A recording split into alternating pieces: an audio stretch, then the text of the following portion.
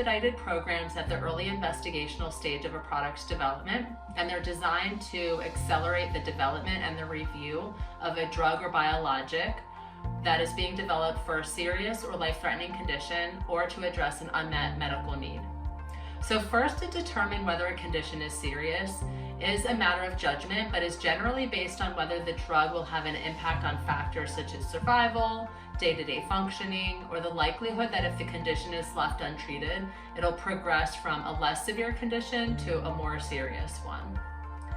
And then the criteria about filling an unmet medical need. This can be providing a therapy where none exists, there's not already an approved treatment for a certain condition, or providing a therapy which may be potentially better than an already available therapy. So the drug or biologic could show superior effectiveness, it could avoid a serious side effect or decrease a clinically significant toxicity of an available therapy. It can improve the diagnosis of a serious condition where an early diagnosis then leads to an improved outcome, or it could even have the ability to address an emerging or an anticipated public health need. So the various expedited programs applicable at the early stage are known as Fast Track, Breakthrough Therapy, or Regenerative Medicine Advanced Therapy, which is also known as RMAT. And each program has specific criteria and then offers different levels of support and engagement with the FDA.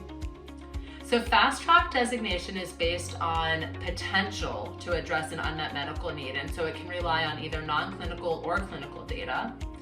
Breakthrough Therapy must rely on clinical data, and it's typically phase 2, and it shows preliminary evidence of substantial improvement over available therapies.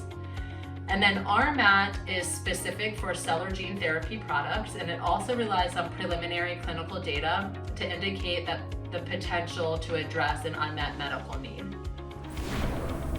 The overall big picture of this is for FDA to help expedite development. So they, if any of these designations are granted, will provide increased interactions, additional meetings, quicker meeting turnaround times, additional written feedback, and this is all leading to the goal to ensure that these promising therapies can progress through the regulatory process as efficiently as possible and bring these new drugs and biologics to the patients that need them as quickly as possible.